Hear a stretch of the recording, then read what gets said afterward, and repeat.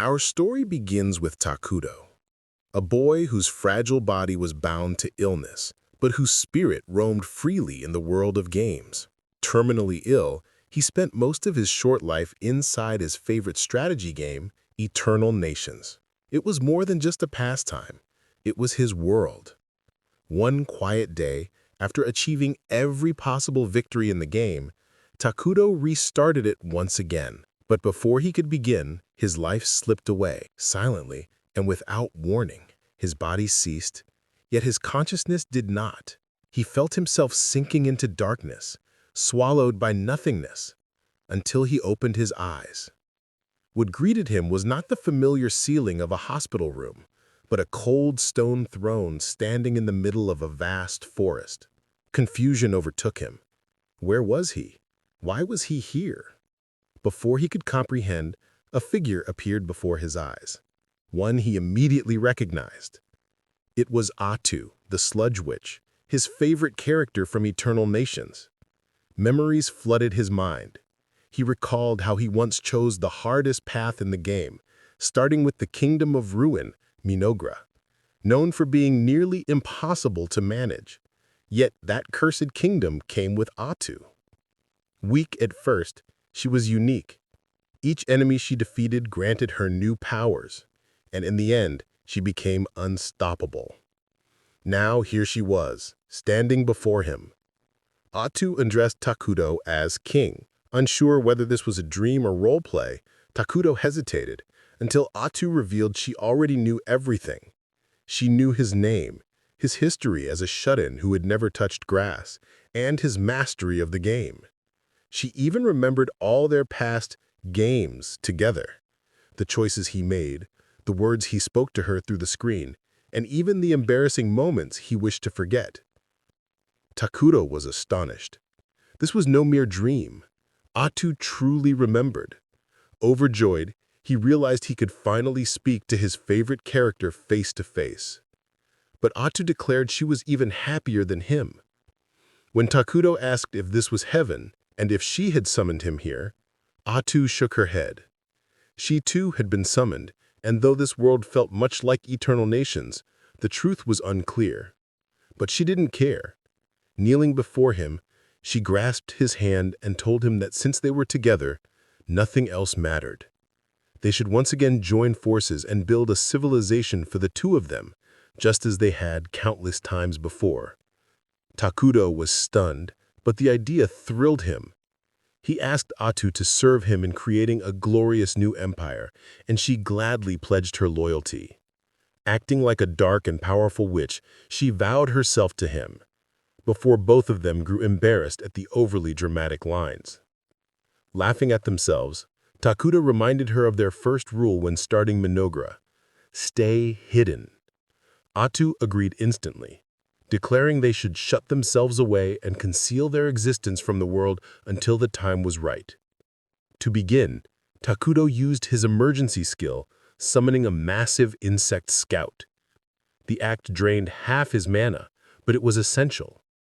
The bug darted off to survey the surroundings, its vision shared with Takudo exactly like in the game. Atu was surprised at how smoothly it worked, but Takudo explained that now, their best course of action was to build a settlement. He regretted lacking enough mana to summon a fighter for defense, but it couldn't be helped. Hearing this, Atu grew depressed. She was still weak, unable to protect even herself, let alone her king. But Takudo reassured her that her presence alone was enough. That simple statement filled her with happiness, though she tried to hide it. Through the scout's eyes, Takudo saw nothing but endless forest, until the bug discovered a group of weary, starving dark elves. Atu noted that dark elves were a neutral race, leaning toward neutral evil, and their kingdom of Loki aligned the same way. To her, this was good news. To Takudo, however, it was troubling. If another civilization existed nearby, his fragile kingdom could be wiped out immediately. But Atu reminded him gently, if danger came, they would simply run away together. Takudo agreed. Soon, however, fate moved faster than expected. While the elves chanted and celebrated, a group of them stumbled directly upon Takudo and Atu. Both sides froze in shock. Atu prepared herself to sacrifice her life if necessary. The dark elf leader, Gia, had been searching desperately for food for his starving clan. Though warned not to enter this forest, rumored to hold a sealed evil, he pressed forward, unwilling to let his people die. And now, before him stood Takudo, whose presence appeared only as a shadowed silhouette. Gia's blood ran cold. The legends were true. Believing one wrong move could doom his clan, Gia immediately knelt to the ground. His followers did the same, apologizing for trespassing. Atu, slipping into her gangster persona, declared it was good they knew their place and demanded to know why they had come. Terrified, Gia began a pitiful story. But Atu, impatient, ordered him to speak plainly. Trembling, he revealed the truth. Their clan had been unjustly exiled by the council. They fled into these cursed lands for safety, but their food ran out a week ago. Now his people were starving. Takudo, moved by their suffering, asked if they had truly faced such hardship. Gia hesitated, but under Atu's sharp command to answer the king's question, he confessed everything. His only wish was for his people to live in peace. Takudo then did the unexpected. He summoned apples and tossed them towards Gia. The elves, unfamiliar with the fruit, hesitated, but hunger won. They devoured the apples with joy. Gia remained cautious, saving his share for the children. Seeing this, Takudo created pears as well, stunning Gia. Atu scolded him for being ungrateful to her master's generosity, and Gia quickly bowed, explaining he wished to feed his starving clan before himself.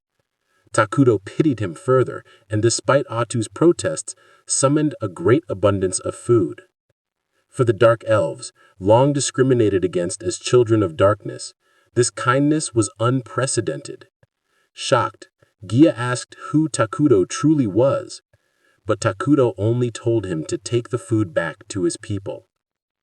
Gia returned to his camp, and for the first time in weeks, his people ate until they were satisfied. Yet Gia kept the truth of how he obtained the food a secret. That night, Elder Molter, the clan's senior-most elf, approached Gia. He noted the fruits were unlike anything he had seen in his long life, tastier than any known fruit. When pressed, Gia revealed his meeting with the shadowy being. Molter froze. The description matched the ancient prophecy of the King of Ruin, a being destined to appear when the world became too full, bringing destruction so it could be reborn. Gia admitted he couldn't understand Takudo's words, acting only on Atu's cues, but he believed the boy to be merciful. Molter, however, was unconvinced. No evil king would give without demanding something in return. Gia defended Takudo, insisting he showed compassion. But the elder grew angry at hearing their supposed king of ruin spoken of with respect. Still, after debate, he conceded Gia had at least secured food for their survival. With that, Elder Molter declared he would negotiate with this dark king himself. Perhaps, under his leadership, their clan could finally grasp the peaceful life they always longed for. Elder Molter, unlike Gia, carried centuries of caution. Though grateful for Takudo's generosity, he believed there must be a hidden price. To him, it was only natural. Evil beings always demanded compensation. Gia argued otherwise, swearing that Takudo never hinted at such a thing. But Molter dismissed his optimism. Survival, he insisted, meant relying on this so-called Dark King, even if it came at a cost.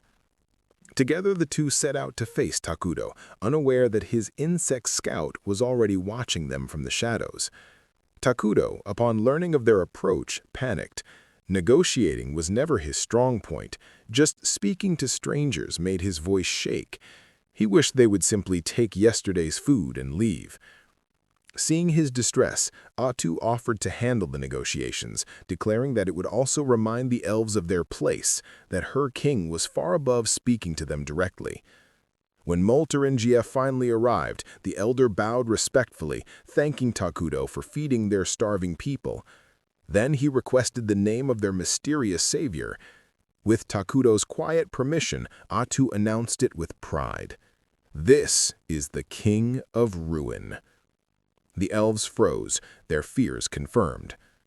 Atu ordered them to take the food and lead quickly. It wouldn't last forever. But Molter insisted on repaying Takudo's kindness. What could they offer in return? Atu scoffed. "Nothing you have could satisfy my king." Her sharp gaze made the old elf falter, his silence mistaken for deceit. As tension rose, Takudo realized the negotiation was falling apart. Pulling Atu aside, he suggested a gentler approach. Instead of driving the elves away, why not accept a form of repayment they could provide? Atu, though irritated, couldn't argue. When she relayed the idea, Molter sighed in relief, realizing Takudo was not the merciless monster he feared. As an offering, Molter pledged to share his knowledge of the outside world. Atu accepted, but with conditions. Once the tale was told, the elves would leave the forest. Gia protested, wanting to stay under Takudo's protection, but Molter silenced him. Orders from the Dark King were not to be questioned. Yet as the elves prepared to leave, Takudo's heart wavered. Watching their bowed heads, he suddenly asked them to stay. Not as guests, but as citizens of his kingdom. Both Molter and Gia were stunned, as was Atu, who nearly shouted at him in disbelief. But Takudo explained, in eternal nations, even refugees could be integrated into a kingdom. Dark elves, with their neutral alignment, would adapt easily to Minogra's evil attribute. Better yet, they could coexist with other species, and Takudo and Atu wouldn't be stuck only with their unsettling homunculi subjects. Atu reluctantly agreed, grimacing at the memory of the eerie, stitched-together creatures. Turning to the elves, Atu declared that if they pledged loyalty to her king, they would be welcomed as his people. The choice was theirs, but once made, they would be reborn as evil beings. Molter hesitated, but the promise of survival outweighed the risk. The transformation was immediate.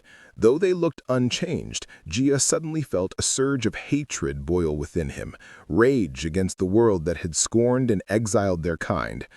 The same fury ignited in the others, overwhelming them with a thirst for revenge.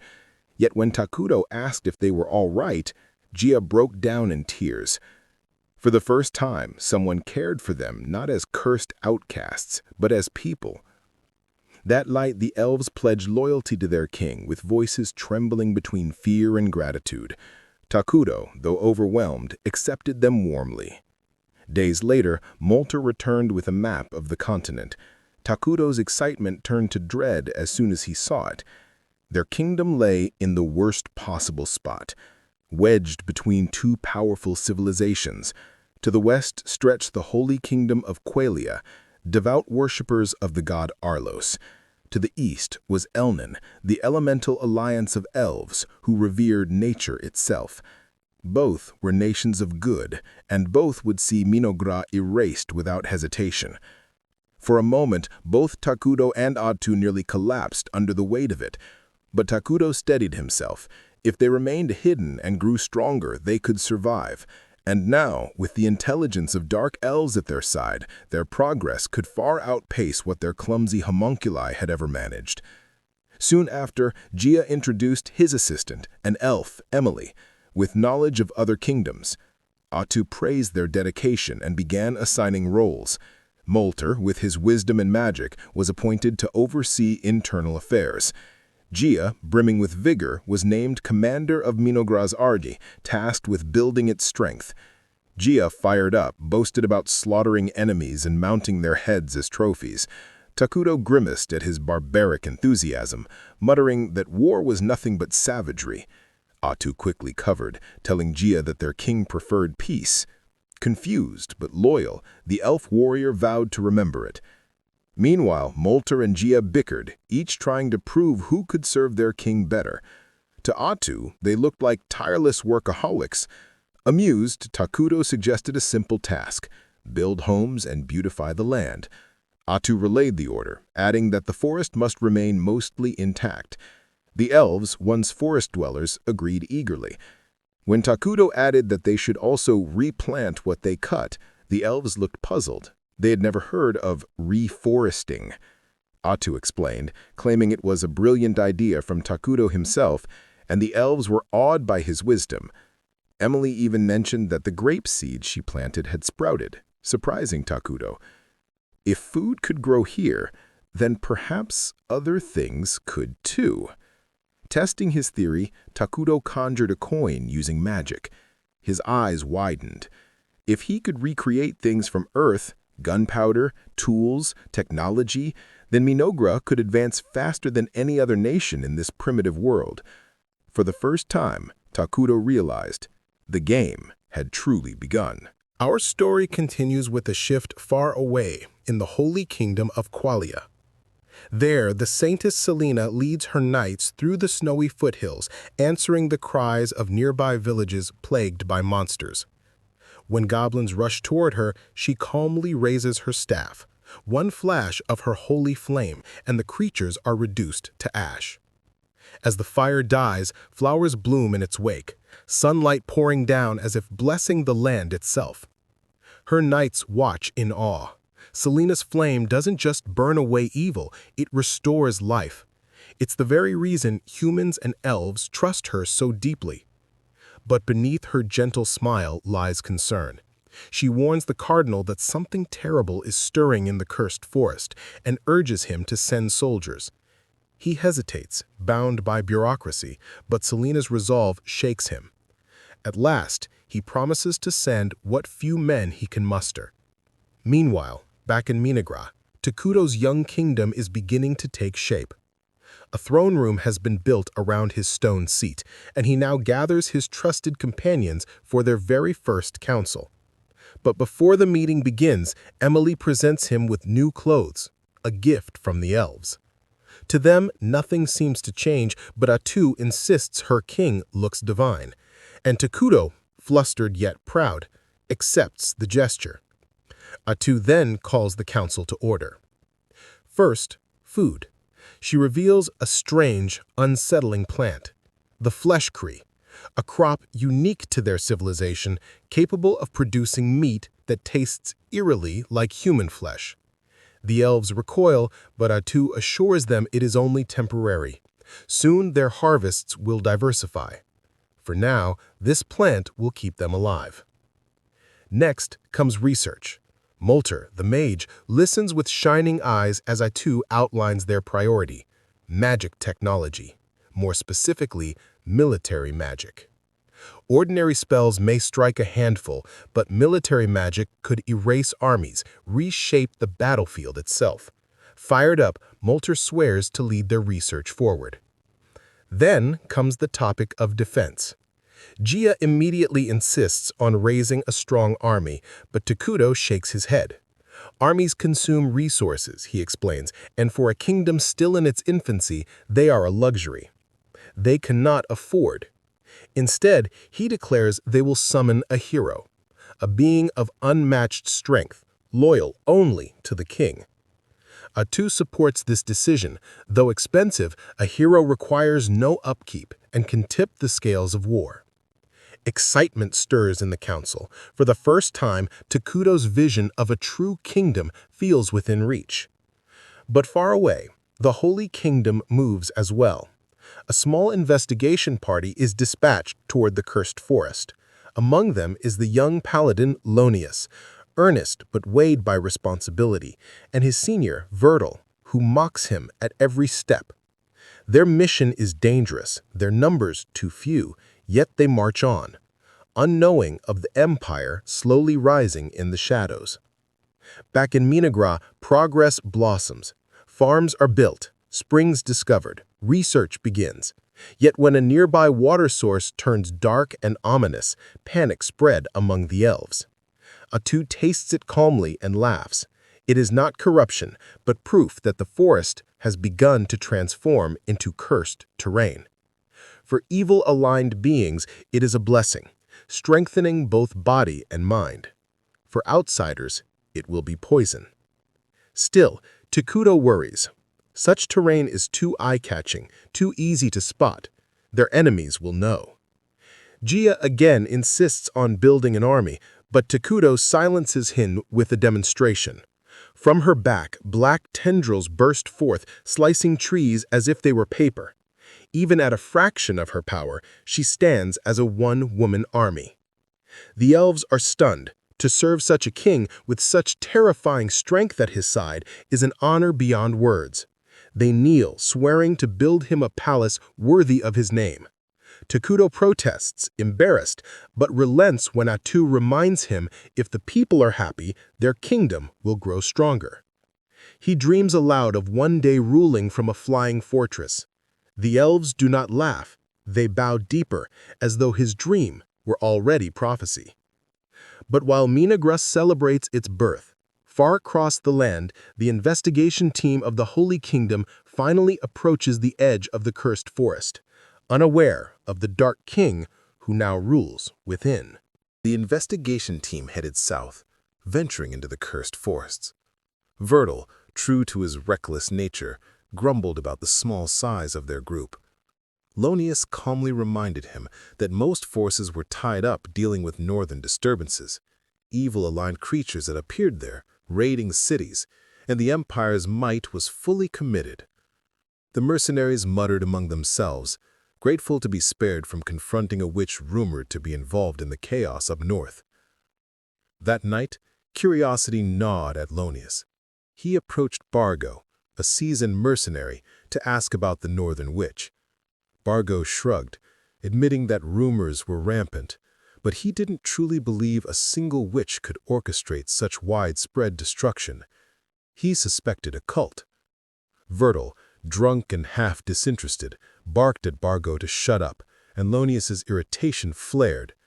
He scolded Vertil for drinking while serving the god, only for the High Paladin to ignore him, flirting with the waitress instead. Meanwhile, Bargo questioned the reason for sending such a small team south. Vertil revealed that dark elves had fled into the cursed forest, and the higher-ups likely wanted to assess this new development. Relief washed over Bargo. The dark elves, skilled in assassination and curses, were a threat if ignored. Lonius, ever dutiful, agreed that letting them roam unchecked could become dangerous. Vertil, pragmatic as always, reminded him that this was a recon mission. Fight only if absolutely necessary. Lonius, stubborn in his ideals, insisted that they could not shirk their duty to confront evil. Back in Minagra, Takudo watched as the first harvest from the flesh trees was laid on a massive altar. With a surge of mana, he transformed the pile into a giant insect. The dark elves stared in awe, whispering about the king's incomprehensible power. Atu reassured them that even greater miracles awaited with their devotion. Takudo returned to his throne, pondering the mechanics of this strange world, yet he trusted Atu's guidance. She explained that producing creatures for the kingdom had now become a reliable process. "Time to summon a hero," Atu said with excitement. Takudo nodded. His choice was deliberate. Isla, the queen of insects. She could command insect-type monsters, summon larvae for labor, and bolster their kingdom's front lines. Atu agreed that Isla was a safe, strategic pick. Other heroes, she warned, were unhinged and would require years of guidance. Takudo hoped to summon them eventually, but not yet. Meanwhile, Lonius's party reached the Dark Continent, confronting their first opponent, a towering hill giant. As Lonius prepared his commands, Vertil strode forward, holy sword in hand, declaring he would handle it himself. Channeling divine power, he effortlessly blocked the giant's attacks and struck it down in a flurry of precise blows. Lonius praised him, sensing that with Vertil, the mission might be easier than expected, but the High Paladin remained cautiously skeptical. Back in Minagra, Takudo enjoyed a burger, a rare indulgence after days of bland hospital food. Atu advised healthier options, but he shrugged, eager to savor new tastes. After finishing, he summoned Molter and the others. Scout insects had mapped the surrounding area, revealing a nearby human settlement. Confirming it was neutral territory, Takudo prepared for a peaceful negotiation, hoping the interaction would remain smooth. A bug scout soon relayed that an armed group was approaching. As expected, it was Lonius's party. Vertil halted the group, spotting someone emerging from the forest. Atu stepped forward, clad in black that concealed her face. Vertil demanded her identity. She claimed to be a dark elf seeking refuge with her clan. Her warning was clear. The forest was off limits. Lonius, blind to nuance, shouted, demanding obedience. Vertil restrained him, trying to negotiate peacefully. Atu's calm resolve didn't waver. She swore on her god that no threat to the Holy Kingdom existed here. Satisfied, Vertil signaled retreat. Lonius, driven by pride and suspicion, refused to trust her. Ignoring warnings, he ordered his mercenaries to capture her. In an instant, the forest erupted in chaos. Atu's spikes impaled the attackers like fresh kebabs. Lonius was struck down first, oblivious to the attack, while Vertil alone witnessed the carnage. Panic set in. This was no ordinary adversary. Removing her disguise, Atu sighed. Negotiations had been going smoothly. It was a shame they had ended this way. The remaining mercenaries and Lonius were left trembling, utterly overpowered by the sheer presence of a witch in the cursed forest. The scene was grim. Vertil, shaken, ordered Bargo to send a messenger immediately. Bargo hesitated, reminding him that all their messengers had been slaughtered in the previous attack. Atu laughed, the sound echoing through the forest like a death knell. She declared herself the calamity they had been seeking, taunting them, "You finally found me. Now what are you going to do?" While the mercenaries faltered, frozen with fear, Vertil roared, demanding courage. There was no turning back. They were too deep in danger now. He commanded his men to ready themselves. Atu, amused, blamed the chaos on the mindless loser with the bowl cut, Lonius, and his overblown faith, promising that he would pay the price for his mistakes. The archers fired, but Atu effortlessly blocked their arrows, her inner thrill shining through. Lonius whispered in panic to Vertil, "What even is a witch?" Vertil sighed, regretting that he hadn't warned them earlier. Witches were disaster-level monsters, prophesied by the saints as the greatest threats to the kingdom. The destruction in the north had been their doing, and the woman before them was no different. Atu, bored of their chatter, threatened, "Attack or I'll start without you." Vertil told the mercenaries to fall back, leaving only him and Lonius to face her. They enchanted their swords with holy power and charged. Atu struck with her tentacles, but holy power allowed the paladins to slash through them. Surprised, she tried to retaliate, losing a tentacle to Vertil and another to Lonius. Confident, Vertil thought victory was within reach. Then, Atu's demeanor changed. She seized two mercenaries as hostages, expecting them to hesitate, but Vertil and Lonius cut through both tentacles and hostages alike. The paladins believed they had won, only for Atu to reveal her final act. She turned Vertil into a human pincushion in an instant. Lonius watched in horror as Vertil fell, dead before he could react. Atu flaunted her power. She could summon countless tentacles at will. Realizing the depth of his mistake, Lonius commanded the mercenaries to scatter and escape, leaving only him behind. Atu was initially amused, but her eyes fell on Lonius, who stayed, prepared to sacrifice himself. He attacked, but she blocked his strike with Vertil's own stolen holy power. "You see," Atu said, pressing him back, "I've taken his abilities, his memories, even his emotions." She recounted Vertil's care for everyone in the party, emphasizing that Lonius's ego had caused his death. Lonius, stricken, insisted that Vertil's will lived on and that the mercenaries would deliver the news. But screams erupted in every direction. Atu had ordered the Dark Elves to prevent a single escape. Lonius charged in blind fury but could not reach her. Atu hoisted him upside down, filling him with fear and regret. She recounted the alternative life he might have had he heeded Vertil's advice. Now the future was irrevocably altered. She threatened the lives of his family and all the towns and villages they had passed through, placing the blame squarely on his shoulders.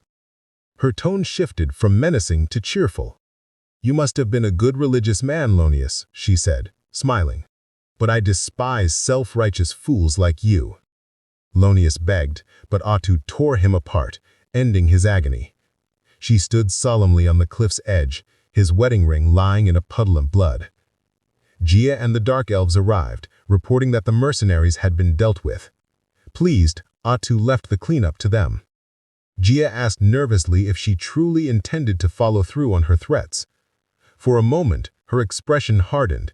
Then she returned to her usual cheerful self. "No," she said, "I'm a pacifist. That was just for fun." Her attention shifted to Takudo. She reported the presence of another witch in the north, a term unknown in the game world. Takudo realized the world around them differed from the game's mechanics. Atu explained that she could absorb not only the abilities, but also a portion of her opponent's memories, a powerful advantage. She had already gleaned critical intelligence about the Qualia kingdom from the paladin's memories. Currently, Qualia was distracted by northern disturbances, but the loss of their survey team would not go unnoticed. Takudo urged caution. They didn't know what they were facing, but he was intrigued by this new witch, named Irakino, the Slurping Witch. Her potential for destruction was equivalent to the hero units in the game. Takudo and Atu considered strategies. Perhaps a more combat-oriented hero should be summoned instead of Issa, the Bug Queen. Diplomatic relations with nearby neutral territories also became a priority. They needed allies if Qualia advanced against them. Atu agreed to execute the plan. Meanwhile, in a distant land, beast folk were fighting a new wave of monsters led by a powerful cow-woman wizard. Atu paused, reflecting on her recent actions. She feared she might have gone too far with the paladins, but Takudo reassured her. Nothing she did could offend him. Atu, seeing the king as both terrifying and kind, renewed her resolve. She would follow his orders without hesitation. The sun cast its golden glow over the newly completed palace, its spires reaching toward the heavens as if proclaiming the birth of a kingdom. Takudo stood before it, eyes wide with pride, a rare smile gracing his lips. Beside him, Atu mirrored his joy, her gaze sweeping over the monument as if she could already see the echoes of their future victories within its walls. This is just the beginning," Takudo whispered, almost to himself. "One day, I want an even bigger palace." Atu tilted her head, a sly glint in her eyes. "The heroes we've raised, the ones we'll summon, they'll live here. Every hall will be their sanctuary, and every room a servant will await their needs." Her words paused Takudo, a shadow of guilt flickering across her expression. "Wait," she murmured, her tone suddenly serious. "You don't even have a personal attendant, do you?" Takudo opened his mouth to protest, but Atu's determination cut him off. "I will find someone immediately. It's a matter of pride, for both you and me." Nervously, he stammered, I just want someone easy to talk to. The Dark Elves, they keep their distance. It makes it impossible for me to be a friendly king." Atu's lips curved in a knowing smile, though she said nothing of the truth. His form, the very essence of him, made closeness impossible. Instead, she assured him, "Leave it to me. I have a brilliant plan." Takudo, sensing impending chaos, merely muttered, "I'm not sure this will end well." Soon, Malter, Gia, and Emily arrived, summoned by Atu's command. "Gather all the girls in the village," she ordered, her tone sharp yet gleeful. "Bring them here." Malter's face turned pale. Why?" Atu's grin widened. "Children. They are untainted by adult worries, free to speak openly. They will serve the king and learn to interact naturally." Takudo hurried to clarify, his mind racing. No, that's not what I meant. I want them untainted, free, to help shape the kingdom's future." Atu nodded approvingly. "Exactly.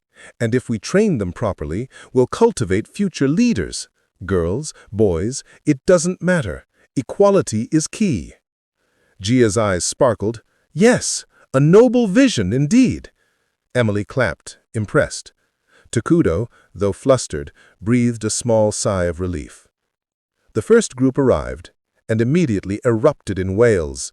Children screamed, cried, and ran in panic. Atu scowled. "Bring the second batch," she commanded, undeterred. Malter muttered, There's no one left in the village." Atu's sharp gaze cut through him. "Disgraceful!" Finally, the solution. The twins, Karina and Marina. Malter hesitated, muttering their unique circumstances made them unsuitable. Atu cut him off, her tone final. "I will decide their fate myself." The girls entered. Karina's skin bore faint, scarred remnants of a smallpox-like disease, now healed but hauntingly permanent. Marina's eyes were sharp, unflinching, a survivor of horrors no child should witness. The truth tumbled out. Their mother had perished, and Marina had been forced to consume her to survive. Even Takudo and Atu recoiled at the revelation, the room heavy with the unspeakable weight of their past. Yet, Atu could see it. These girls were unbroken, fearless in ways others could never understand. Marina stepped forward first. You are pure white," she said, her eyes locked on Takudo. Confused, he replied, I am. "I am not afraid of you," Marina continued, voice steady. "I can serve you. I can handle it." Karina glanced at her sister, a silent bond unbroken. "I will stay with her," she said simply. "I will serve you too." Takudo's heart swelled with pride and fear. These children had suffered unimaginable trauma, yet they had chosen him, willingly, bravely. Atu, watching, felt a pang of jealousy, but she quickly reminded herself of the urgent matters awaiting them. Malter whispered a cautionary warning. The twins had locked their hearts since their mother's death. They were survivors, yes, but survivors who had abandoned hope of closeness. Takudo nodded, determined to guide them patiently. Palace life moved quickly. Marina, clumsy yet earnest, spilled water repeatedly. Karina cleaned up her mess with quiet efficiency. Atu, seeing the small chaos, shook her head but moved on to the meeting. Atu led the council. Construction? Emily reported the palace completed. A clinic was next to safeguard their people. Resource gathering. Atu emphasized efficient mana collection.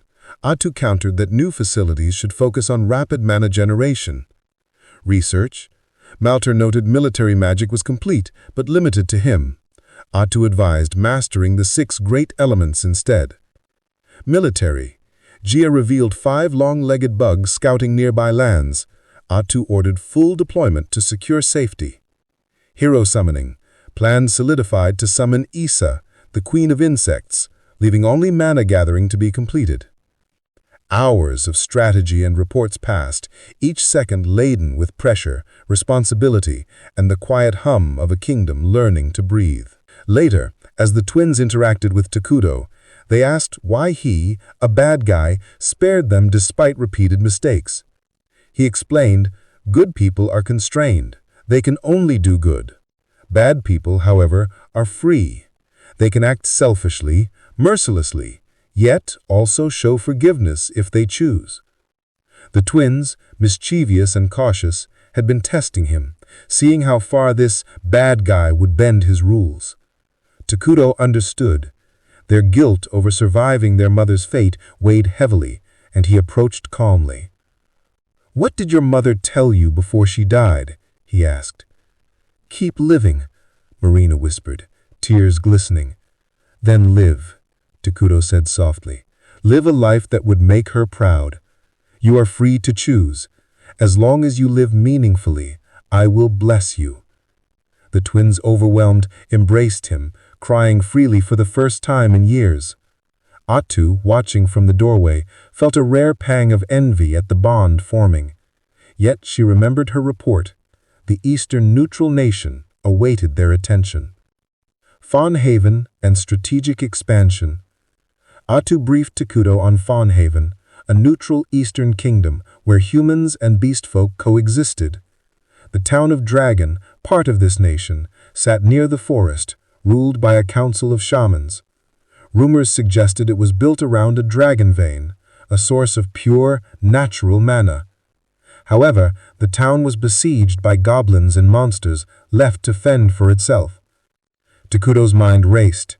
If Dragon fell, refugees would flock to their kingdom. They could strengthen their population and secure a base for direct negotiations with the Funk Kingdom. Without hesitation, he began organizing a group of ambassadors. Every decision carried weight, every moment teetered on the edge of triumph or disaster. Takudo's palace shone not just as a monument of stone, but as a beacon of hope, strategy, and fragile humanity. Within its walls, young lives, scarred yet resilient, would shape the kingdom's future, while decisions made today could echo across the lands for decades. The forest loomed ahead, dark and foreboding, its trees gnarled like the twisted fingers of some ancient deity. At its edge, Takudo's party met the bison shaman, Tonka, and her cohort of beastmen, each one tense, muscles coiled, instincts screaming caution. Atu and the Dark Elves radiated a palpable aura of malevolence, a force so intense that the forest itself seemed to shiver in fear. The beastmen froze, panic flickering in their eyes. Tonka stepped forward, her voice steady but laced with apprehension. "Do not attack. They are beyond your strength." Atu's eyes gleamed, her tone teasing and deadly. "Stand back, Dark Elves. I wish to speak to them alone." A ripple of terror ran through the beastmen. Their primal instincts screamed at them to flee, to escape this confrontation with the embodiment of evil. Slowly, Atu's tentacles emerged, writhing like serpents, threatening, probing, testing their courage. And then, chaos broke in the form of a cheerful human. "Hi, I'm Pepe," the boy declared, bounding forward with reckless confidence. "Who are you? Introduce yourself." Atu blinked, momentarily taken aback. Tentacles retracted. The forest seemed to exhale. Tonka, however, felt her heart drop. This child's absurd bravery made the danger spike tenfold. Pepe's garrulous chatter almost instantly diffused the tension. He spoke of their journey from Dragon, of trials and mishaps along the way. Tonka offered a polite apology for his antics, which Atu accepted with the slightest twitch of irritation. Curious, Atu asked why Tonka had not brought soldiers. Tonka's response was cautious. Her forces could not withstand the dark aura of the forest, nor the raw power Atu emanated. The king they sought, Takudo, was a mystery she could not yet fathom. Pepe, oblivious to the danger, recounted his encounter with a powerful troll. He had foolishly challenged it alone, subdued it, climbed upon its back only to be attacked again. Panic had frozen him until Tonka had saved him. Her voice, sharp with exasperation, had scolded him, assigning him a punishment, accompany her into the cursed forest to investigate the monsters attacking Dragon. She now regretted that choice, realizing she had brought a child face to face with the personification of evil. Yet Pepe, ever fearless and idiotic, bounded forward to introduce himself to Takudo. "Will you be my friend?" he asked, smiling innocently. Tonka's panic spiked. She clamped a hand over his mouth, mumbling apologies. But Takudo's heart soared. And all his existence, no one had asked him for friendship. Not like this. Smiling, he agreed. Tonka's jaw dropped. Atu blinked, processing the absurdity, and even the Dark Elves, normally stoic and aloof, broke into applause. A chaotic welcome. A banquet awaited them. Apple juice shimmered in transparent glass cups, eliciting awe from Tonka and delight from Pepe. The boy, unable to contain his boundless energy, leapt across the table, gaping at Gia's muscles, flaunting magic before Molter with reckless bravado. Takudo, impressed yet concerned, balanced the joy of friendship with the responsibility of diplomacy. An idea sparked in his mind. "Pepe, shall we play a game?" he asked. Confusion rippled through the group. Pepe, of course, accepted enthusiastically. The games commenced. Takudo was soundly defeated in every match. Pepe laughed, suggesting that these games be exported to Dragon. Tonka panicked. Takudo, however, smiled and agreed. This was an opportunity for trade he had already intended.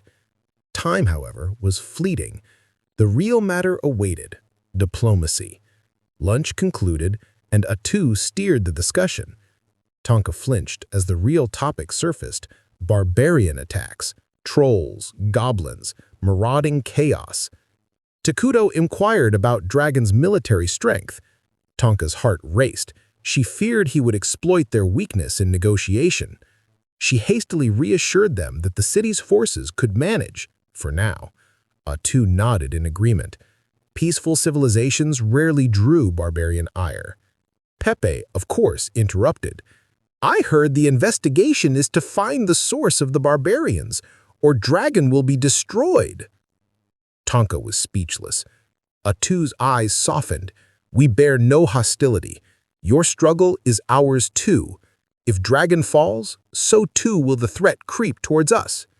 Takudo's decision was instant. They would aid their friends. Tonka, humbled, asked what they sought in return. Atu named the Dragonbane within the city. Tonka's panic resurfaced. Never had she even mentioned it.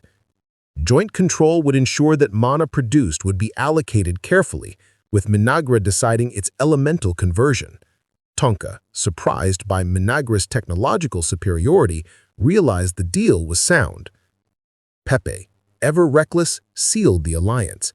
His innocence and insight impressed all. The Minagra Kingdom and the foreign nation of Dragon were now allied. Days later, a meeting refined the alliance. Emily outlined trade, food and toys from Minagra for metal and necessities from Dragon, alongside joint management of the Dragonbane.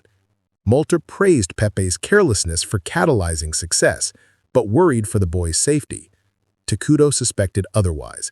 Pepe had revealed Dragon's desperate situation to ensure swift assistance.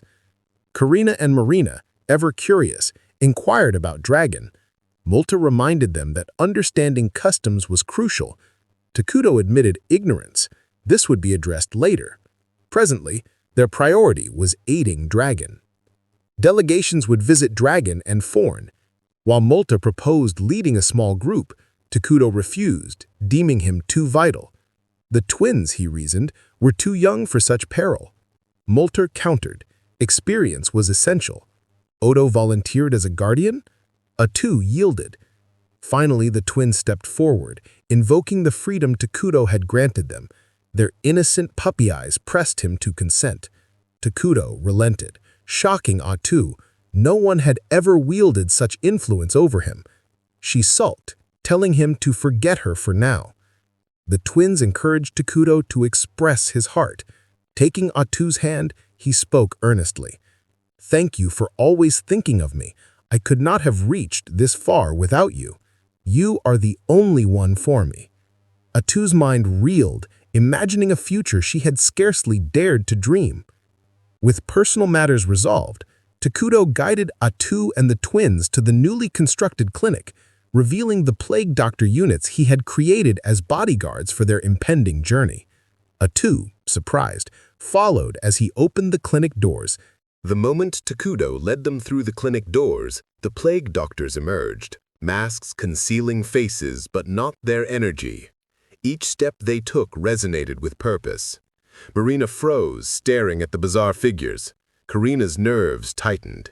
Yet the doctors' voices, cheerful and surprisingly warm, greeted their king as if nothing in the world could unsettle them. Atu, ever the devoted admirer of Takudo, leaned forward, eyes glinting. They are perfect, Takudo, qualified to serve under you." Takudo smiled faintly, a mix of pride and practicality. "I designed them for emergencies. They've been on standby, waiting for this moment. Now they will serve as bodyguards for the twins. Atu's excitement was palpable. The twins, still uncertain, eyed the masked medics warily. Takudo explained, "They are healers, yes, but combat-ready as well. And loyal." Atu briefed the medics on their mission: accompany the twins to Dragon, observe its culture, and protect them. Excitement radiated from the plague doctors, their exuberance almost too much for the twins to bear. Takudo decided they deserved names. "Akiro, Gairo, Suburo," he announced. The medics were overwhelmed, their mechanical yet human-like hearts brimming with emotion. Marina tried to mimic them, stepping into their world with gleeful abandon, while Karina hung back, shy and cautious, a timidness Atu immediately understood. Meanwhile, in Dragon, Mayor Antic raged in her office, frustration twisting her features. She had imagined a peaceful life in neutral territory, but the workload was unbearable. Worse, she had to collaborate with forces she considered evil. Her subordinate approached, and in a blink, Antic's business persona returned. Orders were barked, time was gold, and interruptions were unacceptable. But then, the words, "from Minagra," shattered her composure. Panic overtook professionalism. Dropping all other concerns, she hurried to meet the unexpected visitors. In the waiting room, the twins sat poised on a couch. Behind them, the three plague doctors radiated a palpable, sinister aura. Antic's mind raced. Had the shamans of Dragon truly allied with these horrors? Her unease surged. The girls introduced themselves politely as Minagra's representatives. Karina noticed Antic's hesitation, but before she could speak, Antic apologized for the lack of preparation. The twins waved it off graciously. Antic's thoughts spiraled. Tonka had mentioned twin daughters raised as future leaders by the Dark King. These children were no ordinary envoys. If she faltered here, the consequences could ripple across nations. She asked why they were visiting. The twins paused, unsure. Gairo, ever the boldest of the medics, stepped forward. "Pepe invited them," he said, voice calm but commanding. "This is an informal visit. They are here to observe your culture, nothing official, no negotiations required yet." Relief flooded Antic. No delicate diplomacy necessary. She could guide them through the city and perhaps foster goodwill for the future. The twins accepted eagerly, and Antic led them on a whirlwind tour. All while Takudo observed through the medic's vigilant eyes. In the market and the poppy flower. As evening fell, the girls retired to their lodgings. Karina began discussing the day's observations. Marina noted the undercurrent of anxiety among the citizens, their fears of enemies, compounded by shortages of essential goods. Sensitive to emotions, she could feel their struggle. The medics, curious, presented a pouch from the market. Inside lay a single, pristine white flower. Karina's eyes narrowed.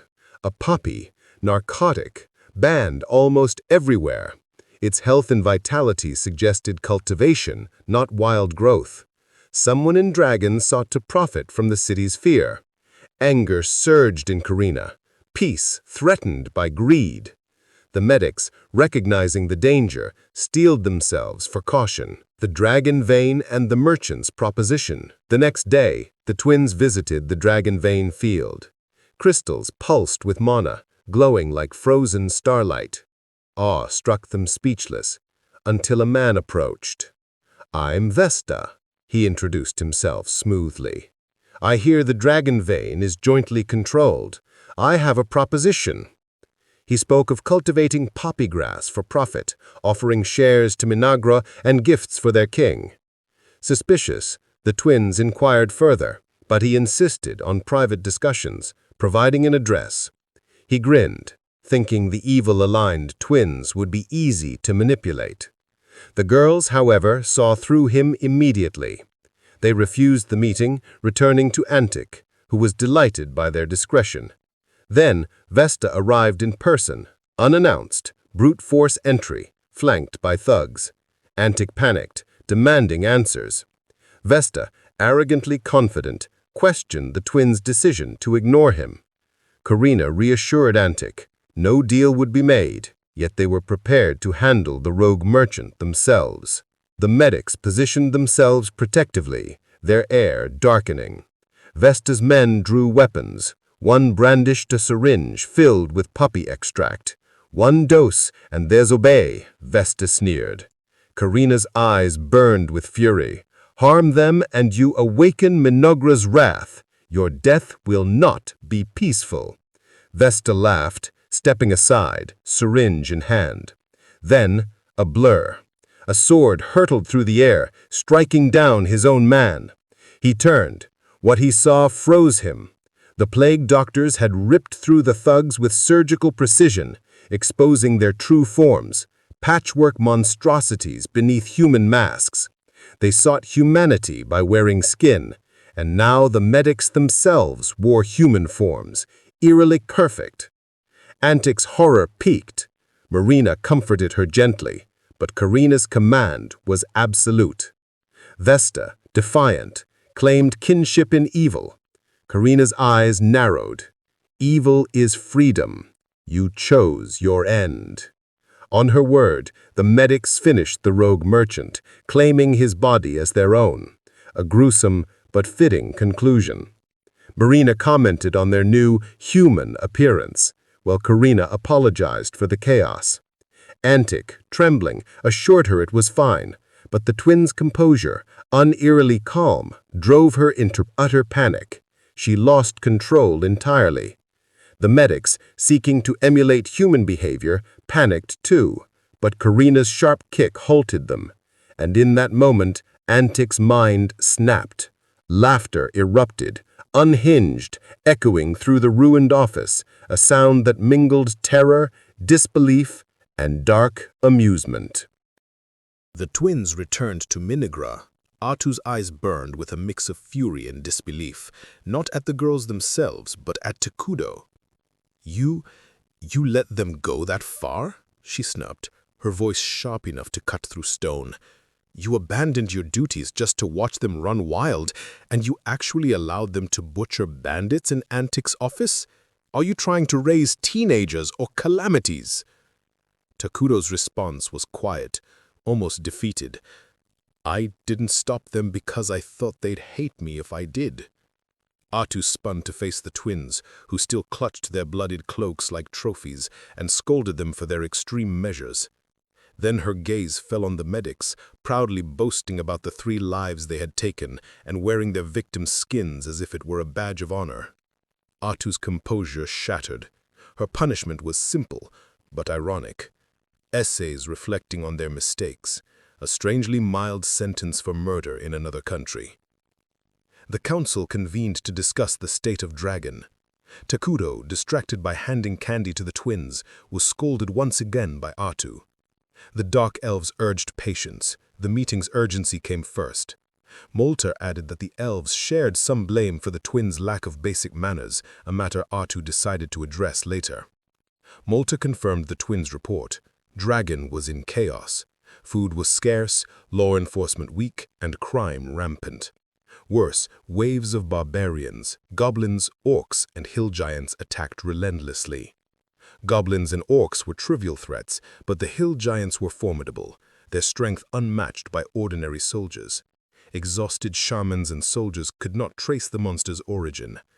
Gia demanded immediate military intervention, but Emil Eli cautioned that diverting workers could collapse the economy. Atu, ever fearless, volunteered herself for the expedition, hungry for combat experience and eager to strengthen Minigra. Takudo nodded in approval. Molter and his students would accompany her. Though doubts lingered about Takudo's ability to protect the kingdom without Atu, the main damage dealer, he promised confidently, "I'll summon a hero, the defenses will hold." The elves' astonishment was palpable. The timing seemed almost supernatural, though Takudo chose to bask in their awe rather than explain it was mere coincidence. At the summoning altar, all resources gathered, the air thrummed with anticipation. Takudo's heart raced, not with fear, but with nostalgia, recalling countless hours spent in the game meticulously gathering materials for this very moment. Through telepathy, he asked Atu what he thought might happen. "This is our first hero," she said cautiously. "I hope she obeys you. But if not, I'll protect you." Takudo smiled softly. "Thank you, but don't risk your life. I can't summon you again if you die." The ritual began. Dark mana swirled, consuming the resources, twisting into a black sphere that cracked open, revealing an egg. A scream shattered the air, piercing, commanding. Ayla, the queen of insects, had arrived. Takudo flinched, but relief washed over him as she bowed deeply, devotion shining in her eyes. Her memories from the game were intact. She remembered him. Atu stepped forward, testing Ayla's loyalty. The queen gently patted her head.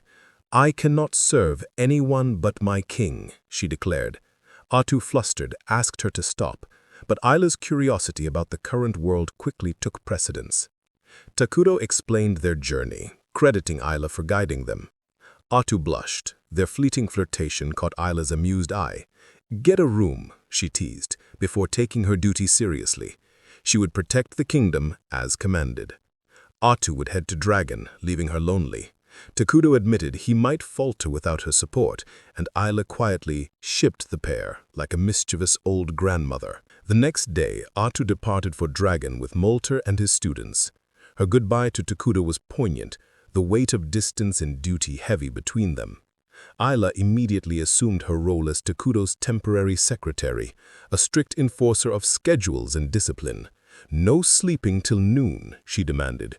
"You are king, and your people watch you." Marina and Karina were taken aback by the contrast between Atu's warmth and Ayla's disciplined presence, but they adapted quickly.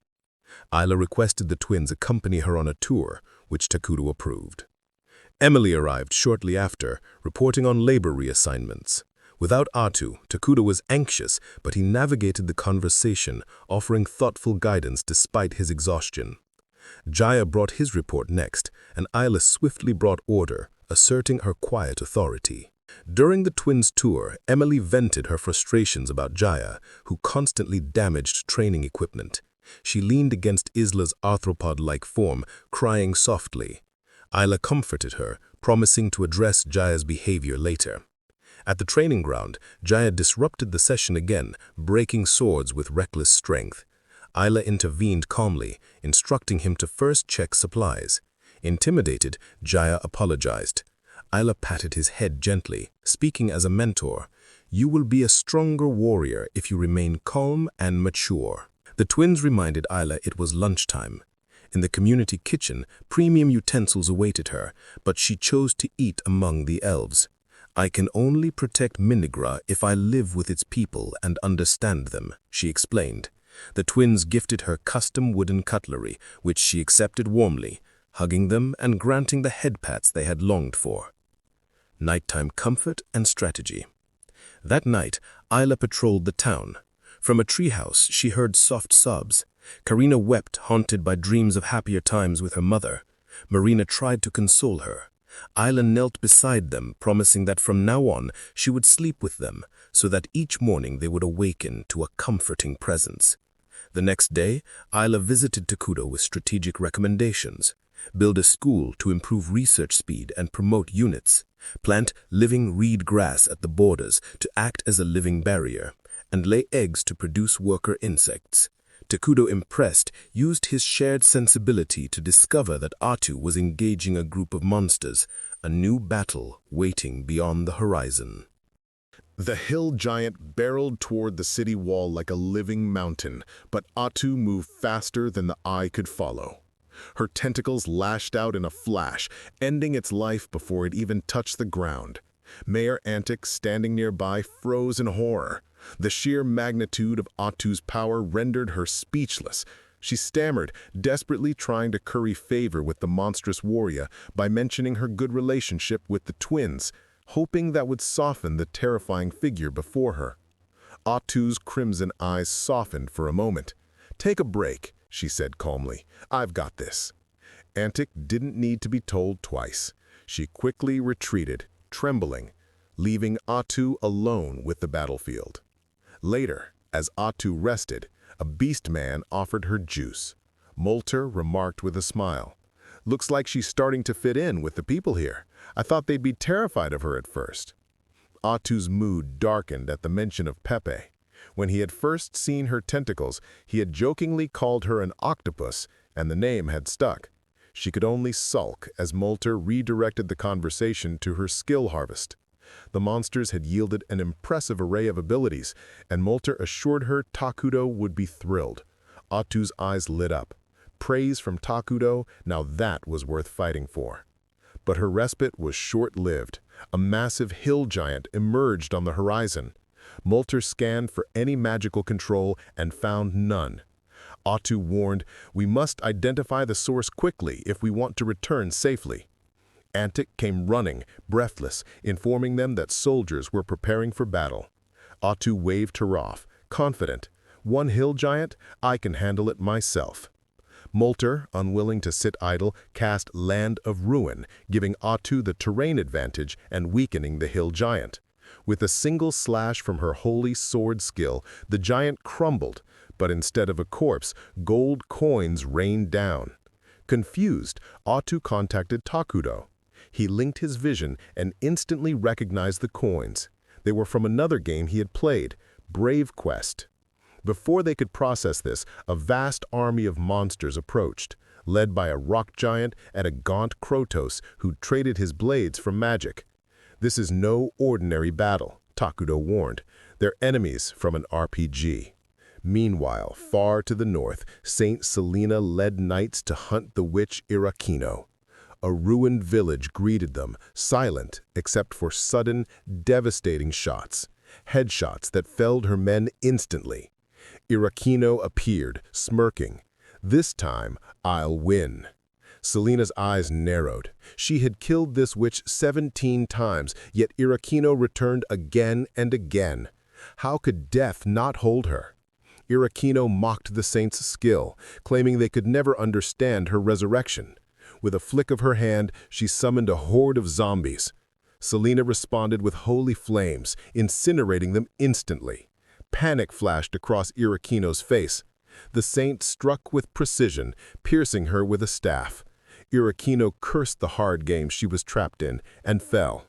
Yet Selena knew this would not be the last encounter. Takudo explained to Atu the nature of Brave Quest. Monsters spawned randomly, striking without warning, a chaotic battlefield unlike Dragon's ordinary threats. His prior experience gave them an edge. Knowing their enemies' patterns and abilities meant Atu could anticipate attacks. In the demon realm, Generals Ice Rock and Flamen received orders from the Demon King. Conquer by any means necessary. Ice Rock, thrilled to command the monster army, advanced toward Dragon. Flamen held back, pursuing a secretive, personal goal. As the monsters neared, Molter cast Land of Ruin across a wide area. The spell crippled the lower-level forces, but high-level demons like Ice Rock grew stronger, puzzled by this strange magic.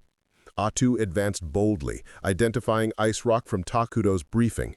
"I am a character from eternal nations. I will kill every last one of you." Meanwhile, Dragon's residents fired arrows desperately, but the attacks barely scratched the monsters. Mayor Antic ordered a strategic retreat, intending to evacuate civilians. But Molter assured her victory was already underway. Atu was fighting the enemy leader. The rest would crumble. The battlefield shook as Ice Rock hurled ice spikes. Atu dodged effortlessly, cutting down surrounding monsters with wide-area skills Takudo had taught her. Ice Rock, confused, asked why she opposed the demons despite her own origins. She answered matter-of-factly, "I run a small kingdom. I can't handle the stress of the entire world." His pride bruised, he attacked in a rage. Atu taunted him as she blocked and countered. His ultimate attack, slow but devastating, froze her legs. She struggled to defend herself, a black sludge spilling from her shoulder, but she endured. With a flurry of tentacles, she pierced the giant demon, turning him into a pile of gold coins. Despite the victory, Atu felt no triumph, only irritation at having been hit. Her system notified her she had acquired Ice Rock's ultimate skill, a deadly precision attack. Atu finally understood the peril of fighting foes from different game genres. Relieved, Atu contacted Takudo, only to learn that General Flammen's half of the monster army had already reached Minagra. The real battle was about to begin. Ice Rock, one of the Demon Lord's 4 generals. In his final breath, he declares, "Long live the Demon Lord," before his body crumbles into golden coins. But victory doesn't come without cost. Atu is furious, wounded by Ice Rock's last strike. Yet she quickly regains her composure, reporting to King Takudo through telepathy. Just as she delivers the good news, disaster strikes. The Demon Lord's army is already marching toward Minagra. Meanwhile, far away, the Demon Lord himself gazes upon the new land with greedy admiration, declaring it beautiful and ripe for conquest. Back in Minagra, Takudo already knows what's happening, thanks to his unique ability to sense everything within his domain. His trusted companions, Isla, Karia, and Maria, rally to his side. Isla assures everyone, "With me here, our king has nothing to fear." But Takudo is cautious. This is no ordinary invasion. There's even the chance that the Demon Lord is another player like himself. Takudo wastes no time. He calls upon his forces, Isla, the Dark Elf warriors led by Gia, the Brain Eaters with their healing powers, and even the insect larva Isla has birthed. It's a small army, but with strategy and unity, they will stand strong. Through telepathy, Emle confirms the civilians are evacuated, while Gia scouts the enemy numbers, nearly 1,000 strong, with orcs, goblins, and grotesque creatures among them. Takudo smiles. Undaunted, he says, "Moments like these are why we save our mana. It's time to show them the strength of a 4X game." In a bold move, Takudo grants all of Minagra's mana reserves to Isla. Empowered, she laughs wickedly, vowing to crush their enemies. The twins cheer her on, calling her Mother. The Demon Lord's army advances through the cursed forest, but they soon encounter swarms of Isla's larvae. As chaos spreads, Isla herself descends, mocking them. "If you call yourselves the forces of darkness, you should at least be more ruthless." That's when he appears, flaming, another of the Demon Lord's 4 generals. With blazing confidence, he mocks Ice Rock as weak and claims he's 2 steps stronger.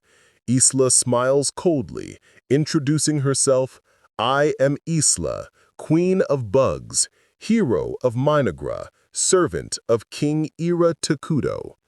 Thus begins a battle of fire and insects. Flaming summons more troops, his flames scorching Isla's larva. But no matter how fierce his attacks, Isla skillfully dodges every blow, refusing to fall. Her voice calm and mocking. "If you truly want to kill me, you'll need to prepare at least 5 times more." Flaming rages, his MP draining with every attack, while Isla remains unshaken. Finally, when his strength falters, Isla strikes decisively. Delivering her master's words, she declares, "You took us too lightly." With a single, lethal move, she cuts Flaming in 2. Takudo watches through his power, praising her victory. Isla, delighted, thanks her master and prepares to claim a new skill, when suddenly, something goes wrong. Her communication with Takudo is cut off. And then, without warning, the twin sisters, Karia and Maria, are teleported onto the battlefield. Confused and terrified, they cling to Isla, calling her Mother. Isla orders the larva to shield them as she assesses the new threat. From the shadows, Flaming, though defeated, smiles ominously. The episode ends on this chilling cliffhanger. That's where we'll pause Takudo's tale. If you're hooked, drop a like, share it around, and hit subscribe so you're ready for the next battle.